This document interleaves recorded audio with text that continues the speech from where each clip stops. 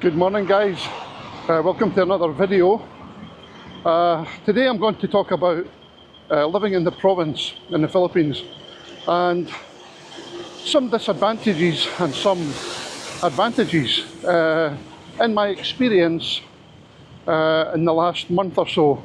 So I've just retired here in the Philippines, and I've just renewed my visa for one more month. But a lot has happened in this past month, some good, some bad, some personal that I'm not going to get into, but let's start with the negative things, if I may. Well, we had a typhoon here last week, Tropical Storm Kristine, or Typhoon Kristine. I don't know what the difference is. I'm sure there are differences between a storm and a typhoon. But anyway, let's call it typhoon. And consequently, there was a lot of flooding in Legazpi mainly. We live in Daraga, which is next to Legazpi. And yes, there was a lot of flooding, mainly in Legazpi, but some here, not so much, in Daraga. The other thing was, obviously, we lost power. If you've watched some of my previous videos, you'll know that I've got solar panels in the house, and the battery wasn't maxed up as it should have been. So what happened was the battery ran out of juice. So we were without power for a while. That's another negative. One other thing was, for some reason, a lot of the baker shops had no sliced bread.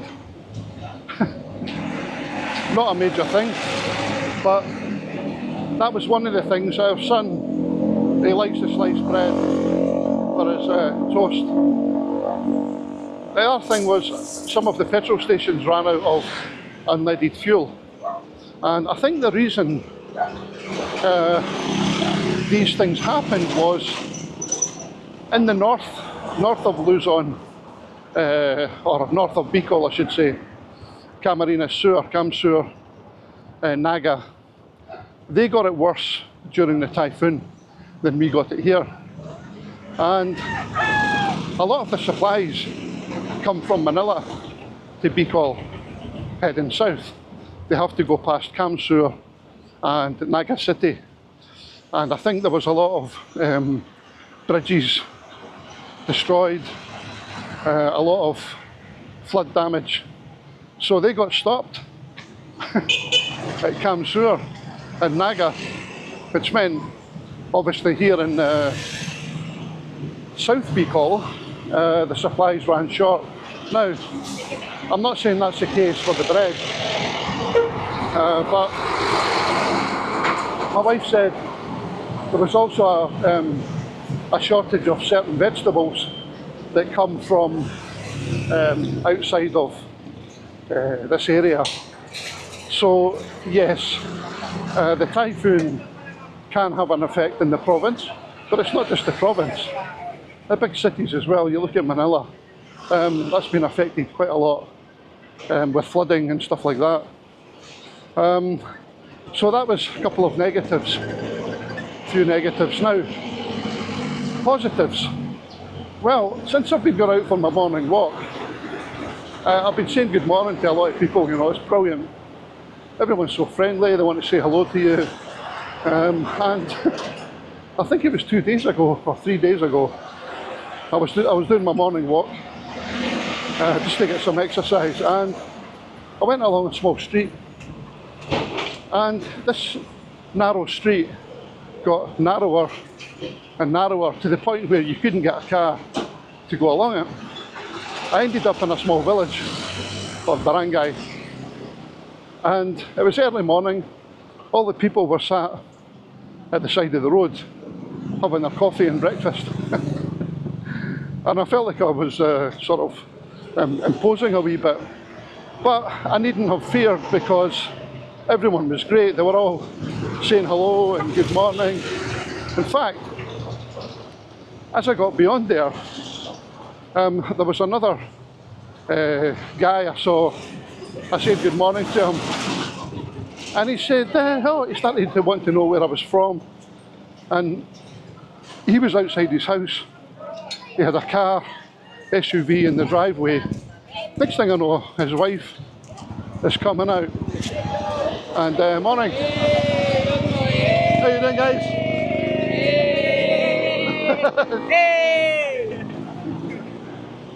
See what I mean? So, yeah, he wanted to know more about me and etc. etc. So his wife had come out and she said, come in, would you like some tea? I said, well, I'm actually just on my morning walk, doing some exercise. You know, brilliant, absolutely brilliant. And I look at the UK. I'm sure you're aware of what's happening in the UK at the moment. All the immigration and the trouble, the riots, the protests against the establishment, against the government. And I think to myself, you know what? I'm in a great place here. There's nothing like that here. I'm not saying it's a bed of roses, and I'm not saying there's never been protests here before against the government or whatever, but all I'm saying is currently there's a lot worse places to be, and I have to say, after 1 month retirement, I'm loving it. The people here are fantastic, you know. Hi, morning. So, you know, if you do go to the province, just be aware that, yes, everyone's nice, everyone's friendly, the majority, but there are some setbacks you have to overcome, be it brownouts, supplies, you know, like petrol, bread, whatever. But come on, it's not really a hardship, is it? We can always get by.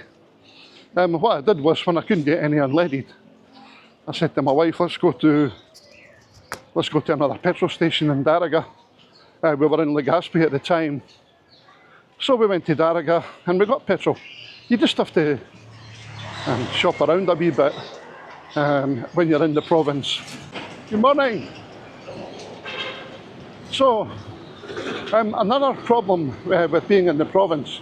Now, I say the province, I'm talking about our province, Albay.